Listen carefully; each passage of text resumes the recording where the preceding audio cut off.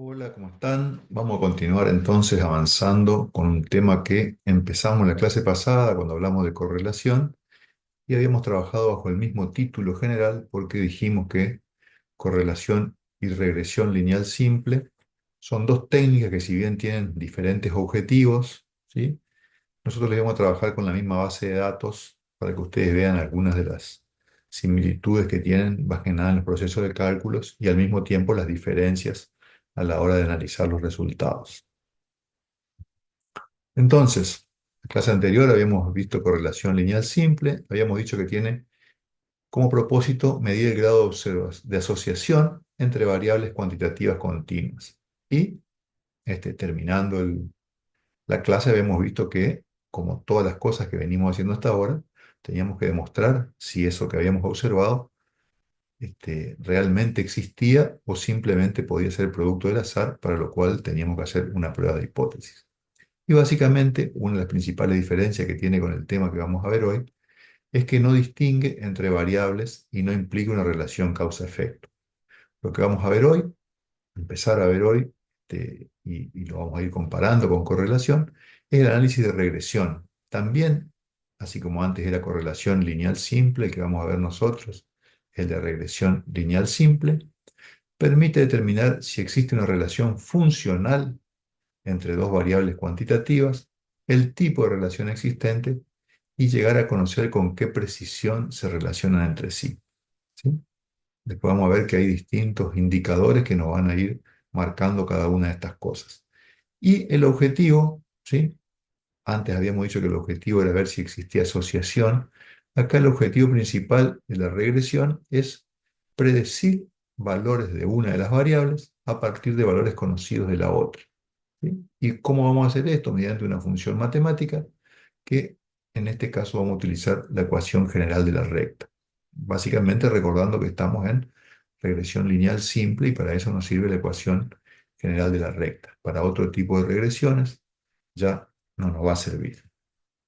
Entonces, habíamos empezado trabajando la clase pasada con un ejemplo práctico donde, para ver si existía asociación entre dos variables cuantitativas continuas como el peso de, de los pollos y el consumo de alimento, uno expresado en libras, otro expresado en gramos, había asociación o no. ¿Sí? Y básicamente teníamos esta tablita donde lo que estaba marcado era que para un mismo peso, ¿sí? Podía haber diferentes niveles de consumo en cuanto a lo observado, y eso lo representamos en un diagrama de dispersión que nos permitía ver, de alguna manera analizando a simple vista, ¿sí?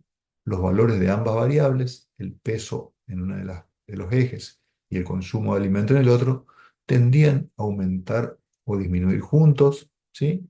O bien, a medida que uno aumenta, el otro disminuye, lo que nos indicaría cierta asociación, o bien los valores de uno son independientes de los del otro. Y habíamos visto que existía una cierta tendencia aparentemente de asociación en este gráfico. ¿Sí? Y lo que hicimos fue, a partir de los datos observados, que no era otra cosa que el peso de los animales y el consumo, ¿sí? Calculamos primero los promedios, los desvíos, los cuadrados para cada una de las variables y los productos cruzados, y con eso aplicamos esta fórmula, que es la fórmula que nos permitió calcular la correlación.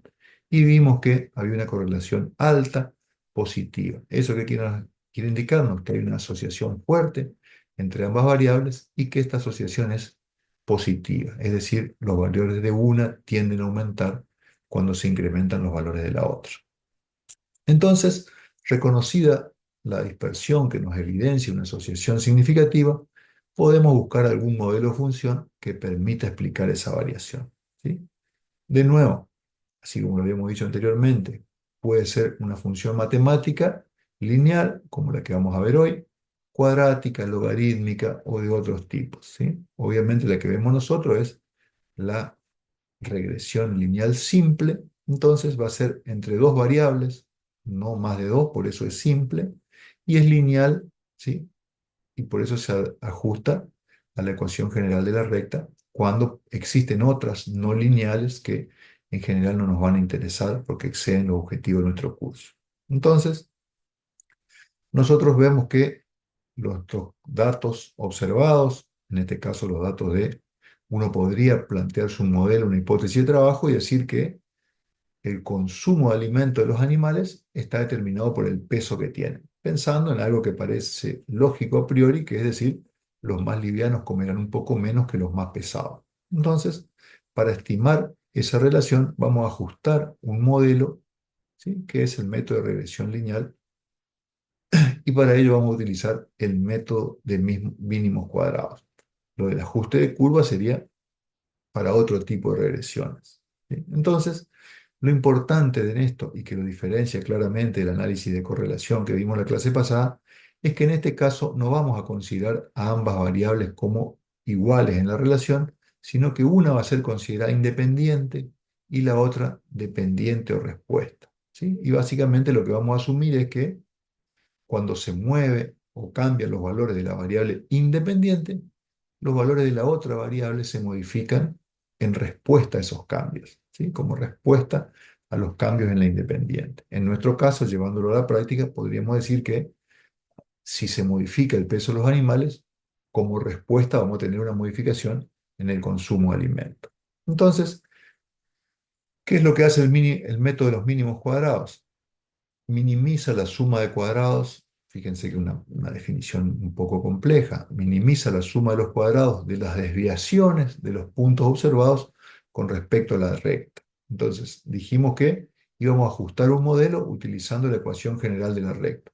Cuando hagamos eso, ¿sí?, vamos a tener los datos ordenados formando una recta y obviamente va a haber desviaciones. Bueno, el método de los mínimos cuadrados que vamos a utilizar es el que minimiza esas desviaciones. En la recta ajustada, cada observación de I se explica por este modelo, que es el modelo de la ecuación general de la recta. Se acordarán ustedes, beta sub 0 era la ordenada al origen, beta sub 1 era la pendiente de regresión, ¿sí? Estos dos valores los vamos a denominar como coeficientes de regresión. La recta va a ser la recta de regresión y la función es la ecuación de regresión. Ahora bien, nosotros, para conocer esto, tendríamos que estar trabajando con otro tipo de características, ¿eh? Esto ustedes lo pueden aplicar para, para datos que provengan, por ejemplo, de cuánto nos va a costar si compramos 5 hamburguesas y pedimos envío a domicilio. Bueno, el envío a domicilio sería un costo fijo, como un ordenado origen.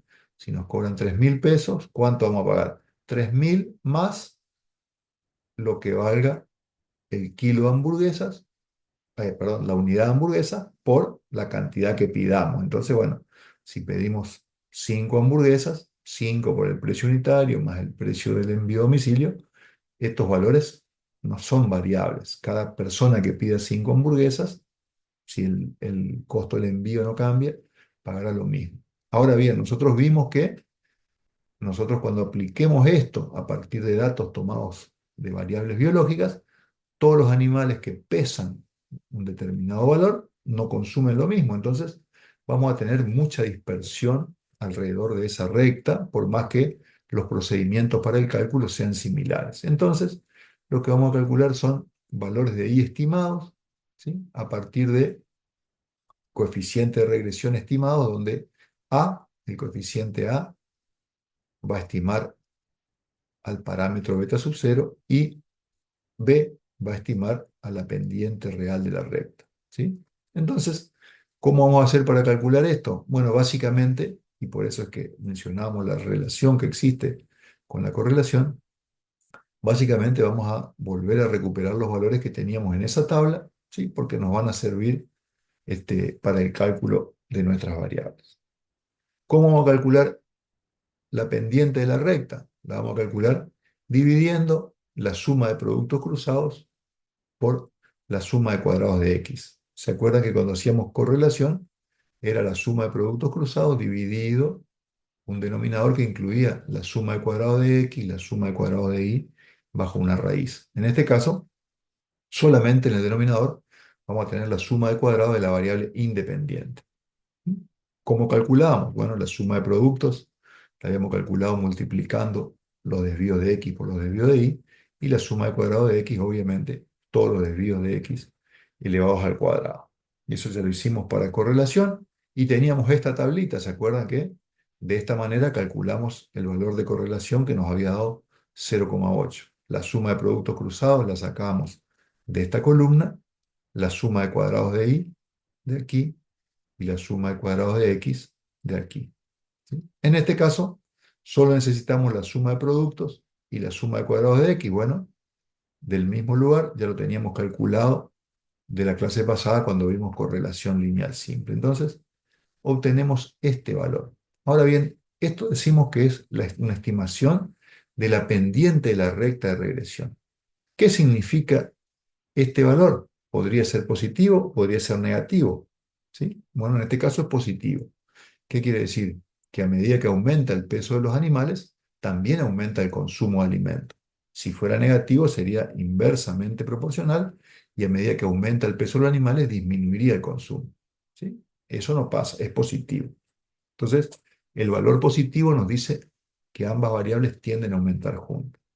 Ahora, ¿qué nos dice el valor numérico que tenemos acá? 7,69. ¿Es lo mismo que acá diga 7, que diga 9 o que diga 3? No. ¿Por qué no es lo mismo? Porque 7,69 nos está diciendo que por cada unidad que aumenta la variable independiente, es decir, el peso de los animales está expresado en libras, por cada libra que aumenta el peso de los animales, consumen 7,69 gramos más de alimento. ¿Sí? Entonces, no es lo mismo que acá diga 7, que diga 9 o que diga 3, porque este es el valor que aumenta la variable dependiente o respuesta por cada incremento en una unidad de la variable independiente. ¿Sí? Entonces, en este caso, por cada libra que aumenta el peso, el consumo de alimento aumenta 7,69. Es el valor más importante en el corazón de nuestra recta de regresión. ¿Y cómo calculamos la ordenada al origen? Bueno, una vez que tenemos calculada la pendiente, conocemos la fórmula que vamos a utilizar para estimar los valores de i a partir de que conozcamos la pendiente y la ordenada al origen, y podemos despejar la ordenada al origen, ¿sí? Ya que ¿de qué nos vamos a valer? Si yo despejo la ordenada al origen, paso este término restando del otro lado, me queda que la ordenada al origen es igual a i estimado menos b por xi. ¿Sí? Ahora bien, como todos estos cálculos están hechos a partir de desvíos respecto de la media de x y de la media de y, la recta que nosotros vamos a trazar siempre va a pasar, siempre va a pasar por el punto en que se crucen el promedio de x y el promedio de y. ¿Sí? Es decir que si yo hiciera la estimación de cuánto van a comer en promedio los animales que pesen un valor exactamente igual a la media de x, que es 4,98, esta fórmula ¿cuánto me va a arrojar? Me va a arrojar la media de y. Es decir, el método de cuadrados mínimos predice que el consumo de un animal de peso promedio es igual al consumo promedio de la población, lo cual es lógico, ¿sí? El que pesa promedio consume promedio, el que pesa más consume más, el que pesa menos consume menos. Entonces, como yo sé que cuando yo esté exactamente en el promedio de y y el promedio de x, la ecuación se cumple, yo puedo reemplazar los valores por la media de y la media de x y de esa manera estimar la ordenada al origen. ¿Qué quiere decir un valor de ordenada al origen igual a 55? ¿Sí? Que la recta corta al eje de la Y, la recta la voy a tener que trazar en el plano, ¿sí? Corta al eje de la Y en 55,26 gramos. Es decir, cuando x vale 0, y vale 55,26. Ahora bien, eso a veces tiene un valor biológico importante y a veces no, ¿sí? ¿En qué ocasiones tiene un valor importante? Estamos hablando del valor que toma y cuando x vale 0, ¿sí? Entonces, yo puedo pensar que un pollo, perdón, que un pollo que pesa 0 consume 55 gramos de alimento, y no. Primero, que un animal que pese 0 no existe, ¿sí? Pero al mismo tiempo no consumiría 55 gramos de alimentos si pesara 0, ¿sí? Entonces, En este caso no tiene un valor biológico de importancia, simplemente sirve para ajustar la recta. Si yo no colocara este valor aquí, la recta no se ajustaría bien a los valores observados, ¿sí? Pero podrá haber otras ocasiones en que realmente el, el valor que aparezca como ordenada al origen nos esté indicando el valor de i cuando x vale 0.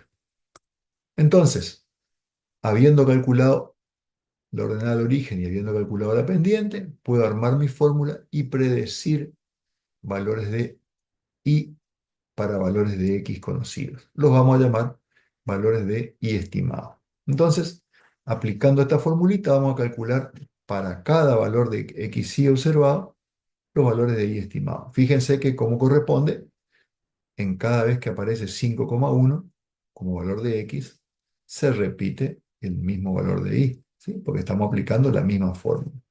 ¿Y qué es interesante destacar acá? Que el promedio de los valores estimados es exactamente el mismo que el promedio de los valores observados. Entonces, ¿qué es lo que hicimos con con este modelo de regresión lineal? Ajustamos los valores observados a una relación lineal, ¿sí? A una línea recta, la ecuación de la recta. Entonces, el promedio tiene que ser el mismo. Esto le sirve para controlar el día que tengan que hacer para el parcial. No puede aumentar el promedio ni disminuir el promedio, porque si yo hice un ensayo donde 10 animales consumieron en promedio 93,56 gramos, no puedo yo, porque apliqué una fórmula matemática, terminar concluyendo que en promedio comieron más o en promedio comieron menos, ¿sí? Lo que hago es ajustar los valores de consumo a una ecuación de regresión, pero no por eso el promedio tiene que modificarse, ¿sí? Entonces, ¿qué es lo que hicimos? A partir de un diagrama de dispersión, encontramos la recta que ajusta mejor siguiendo esta fórmula y que si yo calculo para cada uno de los valores, volvemos un poquito, como hice acá, los valores de i estimado para cada valor observado de x, ¿sí? Me quedan los puntos exactamente alineados en una recta. Entonces, decimos que la recta de regresión es una línea recta que pasa a través de los puntos y minimiza, pasa a través de los puntos y minimiza la diferencia que hay entre los puntos y la recta. Yo puedo trazar en un plano como este, puedo trazar infinitas rectas. Podría trazar una recta así, podría trazar una recta así, podría trazar otra recta más acá. La que más cerca está, la que menor diferencia tiene con los valores observados, es la recta que se obtiene por el método de mínimos cuadrados. Entonces, esta recta es la que mejor me explica la variación observada, ¿sí? Ahora bien, toda estimación tiene un error. ¿Cuál sería el error? Y bueno, a mí me encantaría que las cosas sean así en un mundo ideal. Sin embargo, las cosas son así. Hay diferencias entre los valores observados y los valores estimados por el modelo que están perfectamente alineados. Entonces, ese es el error que tiene mi modelo, ¿sí? Yo nunca voy a poder conseguir que, trabajando con datos reales, con animales que consumen alimento, consuman exactamente lo mismo, obviamente si los dejo comer a voluntad, ¿no es cierto? Si yo le doy a todos la misma cantidad y espero que todos terminen, bueno, ahí estaría haciendo trampa. Pero si yo, como en este caso, dejé que cada animal consuma lo que quería consumir, el consumo no va a ser siguiendo una línea recta perfecta, sino que va a haber variaciones. La recta que mejor se ajusta a esas variaciones es esta que se estima por método de cuadrados mínimos, ¿sí? Y obviamente en estadística siempre sabemos que toda estimación tiene un error. Ese error, ¿cómo lo vamos a determinar? Lo vamos a denominar con la letra E de error, y vamos a decir entonces que cualquier observación, ¿sí? No son i estimados, son valores de i observados, es igual a qué? A un modelo matemático, A más B por X, que me reproduce el promedio de I, habíamos dicho, más un error, ¿sí? ¿Y cómo calculamos ese error? Restando los valores de I observado menos los valores de I que arroje el sistema. Es decir, la diferencia, supongamos que el valor estimado acá es 88, bueno, la diferencia entre 92 y 88 es el error que tiene mi modelo. La diferencia entre 86 y 90 es el error que tiene mi modelo. Para cada una de las observaciones va a haber un pequeño margen de error. ¿Sí? Entonces, una vez que aprendimos cómo se hace esto y que sabemos que tiene un error, ¿sí? Empiezan a surgir algunos cuestionamientos. ¿Qué tan bueno es el ajuste de la recta? ¿Sí? Porque el ajuste dijimos que podía ser bueno, regular, malo, porque sabemos que tiene un error. Si el error es muy grande, el modelo será malo. Si el error es pequeño, el modelo puede llegar a ser muy bueno. Entonces, ¿cuán bueno es ese ajuste? Entonces, eso está relacionado con la certidumbre, la certeza, la verosimilitud que vamos a tener a la hora de predecir Y en función de X. Recuerden que nuestra fórmula predice valores de Y a partir de una función que incluye los valores de X. ¿Sí? Otra cuestión que es importante, parecido a algo que vimos en correlación, ¿realmente la pendiente es distinta de cero? Porque si la pendiente no es distinta de cero, eso quiere decir que la variable dependiente no aumenta ni disminuye cuando se modifican los valores de X. Entonces, así como lo hicimos para correlación, tenemos que preguntarnos si el valor obtenido simplemente correspondió al azar o realmente Y cambia en función de X. Y por último, nosotros vamos a calcular valores de Y a partir de la fórmula. Ahora, volvemos un poquito hacia atrás. La fórmula me calcula estos valores que están perfectamente alineados. Ahora, cuando yo termino de hacer el estudio y predigo que un animal que pesa 4,4 consume tanto, ¿ese va a ser el valor siempre? No, no va a ser el valor siempre. Eso es una estimación media de lo que van a consumir los animales que pesan 4,4. Entonces, así como antes hacíamos un intervalo de confianza para la media, ahora podemos hacer un intervalo de confianza para los valores estimados por la regresión. Entonces, vamos a hablar primero del error. Dijimos que el error venía dado porque los valores que yo calculo, que están sobre la recta, no coinciden exactamente con los que aparecieron en la realidad. ¿Sí? Ahora, ¿cómo yo voy a determinar cuál de los valores es el mejor? Fíjense que con esta fórmula, la que obtuvimos, yo estoy trabajando a partir de este grupo de datos, de este otro grupo de datos y de este otro también. Los tres casos me estiman la misma recta. Esto ya lo hicimos nosotros y obviamente eso nos permite hacer estos gráficos. A partir de estos puntos de este diagrama de dispersión sale esta recta, a partir de estos otros puntos sale esta otra, a partir de estos puntos sale esta otra. Entonces, ¿cuál de todos estos modelos es el mejor? Bueno, si ustedes entendieron que la recta de regresión lo que busca es ajustarse lo más cerca posible a los puntos, ¿sí? Que se forman por la intersección de ambas variables, seguramente este es el mejor modelo. ¿Y por qué? Y porque intuitivamente uno ve que los datos observados le pasan muy cerca a los datos esperados que están sobre la recta. Este ya no es tan bueno y este seguramente es el más malo de todos, porque a pesar de que si yo hago los cálculos me da exactamente lo mismo, ¿sí? La recta le está pasando bastante lejos a la totalidad de los puntos, salvo este como excepción que le pasa cerca, el resto le está pasando bastante lejos. Entonces, la diferencia seguramente va a ser, la diferencia de los puntos respecto a la recta va a ser lo que a priori nos permite darnos cuenta cuál de los modelos es el mejor. ¿Sí?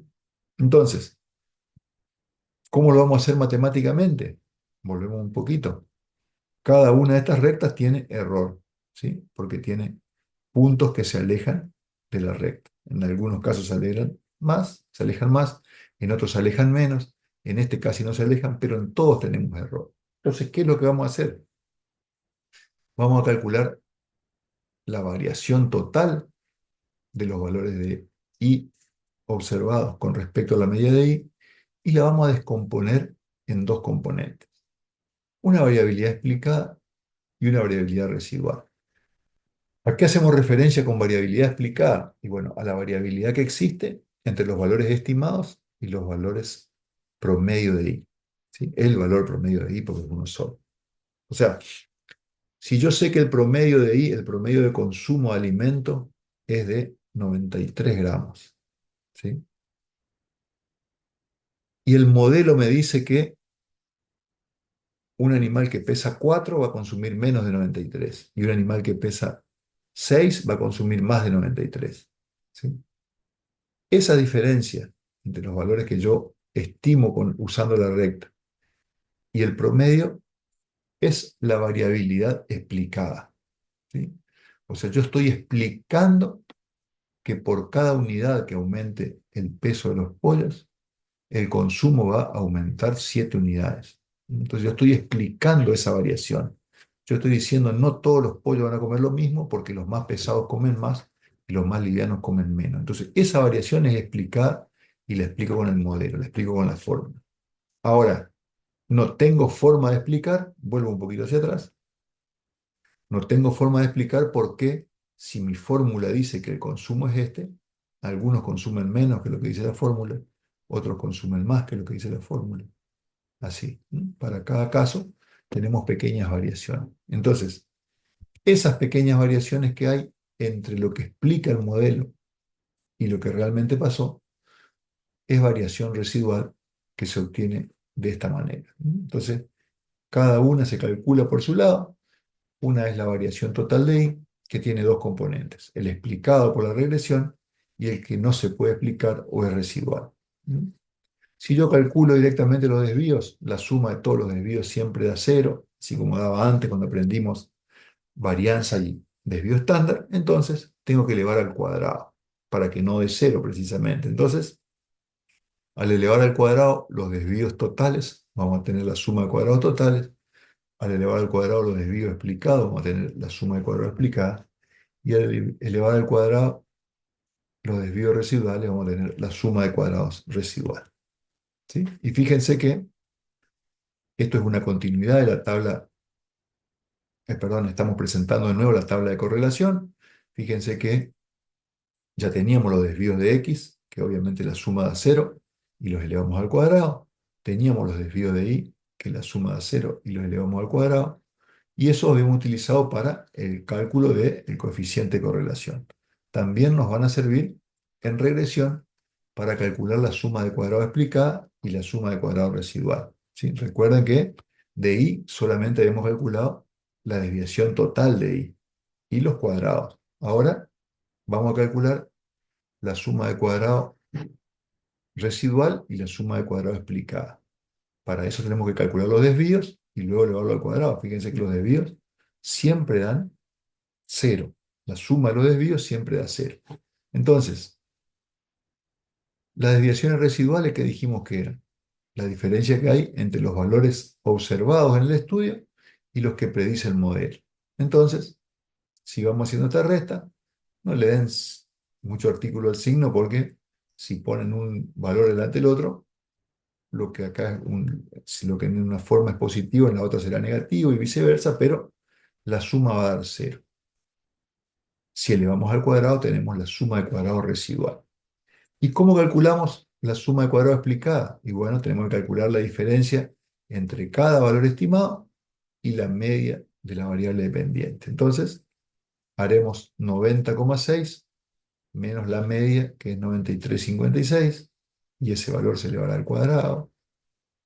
Todos los desvíos suman cero, el cuadrado de los desvíos sí tiene un valor siempre positivo.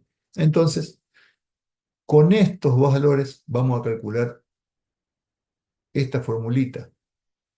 Fíjense lo que dice, suma de cuadrados de regresión sobre suma de cuadrados total, que no es otra cosa que la suma de cuadrados explicada más la suma de cuadrados residual.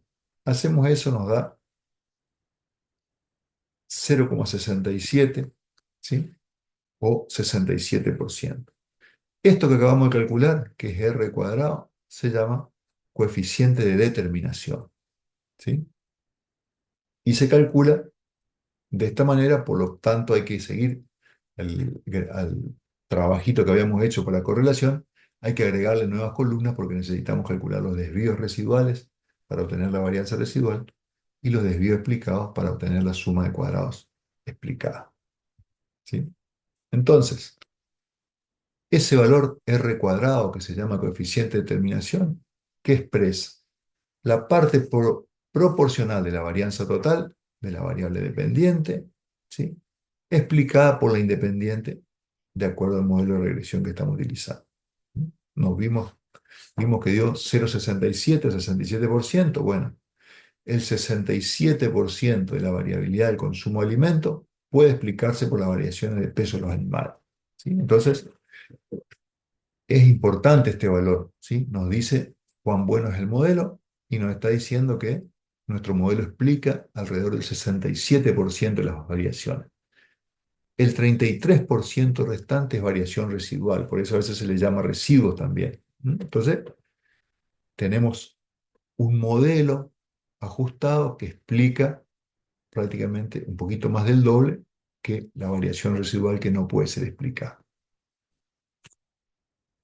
Ahora bien, después de hacer todo esto, siempre tenemos que hacernos la pregunta, así como antes lo hicimos para correlación, ¿el verdadero valor de beta sub 1 es realmente distinto de cero? Porque puede ser que ese valor que yo obtuve de 7,69 realmente no sea otra cosa que producto del azar. ¿Sí? Entonces,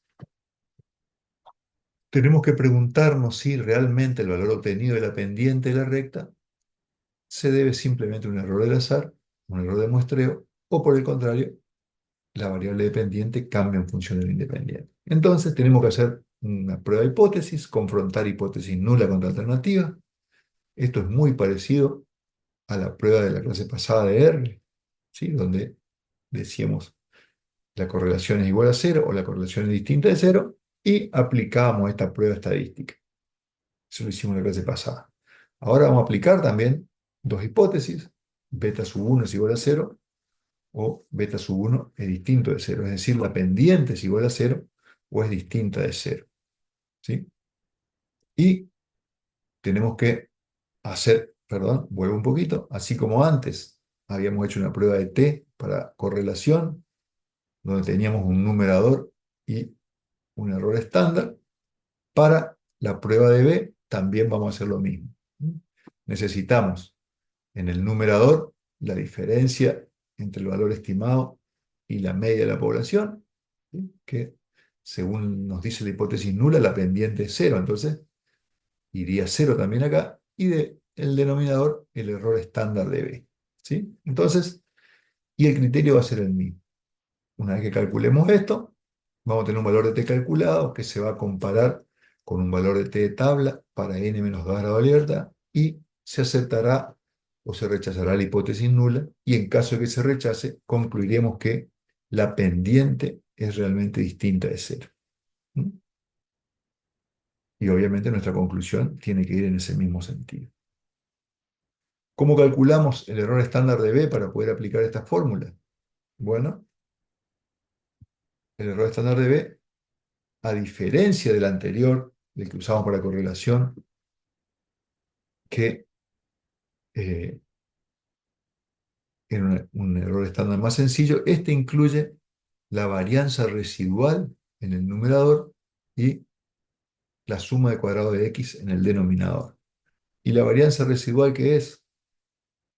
La suma de cuadrados residuales dividido n menos 2 grados de libertad. Entonces, aquí tenemos un término de error que me está incluyendo los valores de x por un lado, los valores de y por el otro. ¿Sí? Esto es lo que se llama varianza de los residuales, porque es una suma de cuadrados dividido grado de libertad. Entonces, una vez que tengamos este valor y tengamos el valor de b, que ya lo tenemos, nos da 7,69, 7,69 dividido el error estándar de b, nos va a dar el t calculado para ir a la tabla. ¿Sí? Aplicando la fórmula de error estándar de b, dijimos que era la varianza residual, que era la suma de cuadrados residuales, dividido n menos 2 es 10, menos 2 es decir 8. Y todo esto sobre la suma de cuadrado de x. Eso nos da 1,91 como resultado final. Entonces,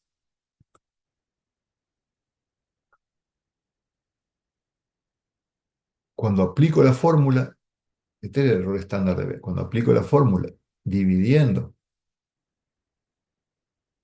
el numerador dividido 1,91, me da un valor de 4. Ese es mi valor de t calculado. Cuando voy a la tabla de t, me encuentro que, ¿para cuántos grados de libertad sería esto? Para 8. ¿Mm? Para 8 grados de libertad, con p, un alfa de 0,05, resulta que el valor que aparece en la tabla, si lo quieren buscar, es 2,3. Entonces, nuestro valor observado es superior al valor de la tabla. ¿Qué quiere decir eso? Quiere decir que este valor tiene una menor probabilidad de ocurrir por azar, ¿sí?, que 0,05. Entonces, en este caso corresponde rechazar la hipótesis nula y concluir que beta sub 1 es realmente distinto de 0. ¿Sí? Entonces, ya dimos un paso. Primero dijimos el modelo es más o menos bueno, explica el 67% de la variabilidad. Eso lo hicimos con el coeficiente de determinación. Ahora estamos diciendo, estamos confirmando que si el modelo, si bien no es lo lindo que nos gustaría, es bueno, y al mismo tiempo estamos confirmando que la pendiente existe, ¿sí? La probabilidad de que esto se haya visto por azar es muy baja. Entonces ya tenemos dos cuestiones a nuestro favor. Y, como siempre, así como antes calculamos una media y un intervalo de confianza, porque sabíamos que toda estimación está sujeta a un error, también podemos estimar un intervalo de confianza para beta sub 1. ¿Sí? ¿Cuál es el intervalo de confianza? El estimador más menos t por el error estándar. Y todo esto lo habíamos calculado antes. Sabíamos que b era 7,69, 2,3 es el valor de t de tabla y 1,91 es el error que tiene la estimación, el error de beta sub 1. Entonces el intervalo de confianza de beta sub 1 nos dice que va a ser igual a 7,69 más menos 4,4. Entonces, si yo aplico esto parecido a un intervalo de confianza para la media, podemos decir que la pendiente de regresión con una confianza del 95% está entre 3 y 12.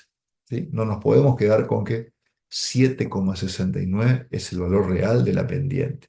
El valor real posiblemente no lo conozcamos nunca porque nunca vamos a hacer un censo. ¿Sí? Entonces, hacemos una estimación, calculamos B como estimador de beta sub 1 y nos dice que beta sub 1 estaría entre 3 y 12. Por último, ¿qué grado de confianza puedo otorgarle una estimación de un valor desconocido de i a partir de x? ¿Sí? Por ejemplo, fíjense acá, tenemos nuestra fórmula y alguien quiere saber cuánto va a comer un pollo que pese 5 libras. ¿Eh? Nos vamos a volver a los datos originales, pero no había ninguno de 5 libras. ¿Sí? Los más chiquitos eran de 4,4, el más grande era de 5,9, pero de 5 exactos no había. Sin embargo, yo puedo aplicar mi modelo. ¿Sí? ¿No tiene restricción este modelo? Sí tiene. No puedo calcular valores de X que sean menores al más chico que usé o mayores al más grande que usé para estimar la recta. ¿Sí? Porque realmente carezco de información que me muestre qué pasa por encima de 6 o por debajo de 4,4. ¿Sí? Pero dentro de ese intervalo sí puedo hacer estimaciones y puedo calcular, por ejemplo, como en este caso, que un animal que pese 5 libras va a comer 53,71 grados de alimento. ¿Sí? Entonces, si antes dijimos que cuando calculamos una media poblacional estábamos casi seguros que no era el verdadero valor de mu y por eso hacíamos un intervalo de confianza para la media. Antes vimos que B, si bien es un muy buen estimador de beta sub 1, ¿sí?, no deja de ser producto de un muestreo y seguramente tiene error, le calculamos un intervalo de confianza para B. Entonces, acá va a ser lo mismo. Yo no puedo esperar que todos los animales del mundo que pesen 5 consuman 93,71. ¿Sí? Algunos comerán más, otros comerán menos. Entonces, puedo calcular un intervalo de confianza para y estimado que me va a permitir decir, por ejemplo, los animales que pesan 5 comen entre 90 y 97, por ejemplo. Lo cual no es contradictorio con esto. Esto es una estimación puntual. Lo que estamos haciendo acá es una estimación por intervalo de confianza. ¿Sí? Dejamos aquí entonces. Este es el tema y ya la próxima clase después ya van a tener el parcial, así que vayan estudiando y repasando porque en este parcial se define la promoción para los que todavía están en esa carrera y la regularidad para los que van a tener que rendir con examen final. Hasta la próxima.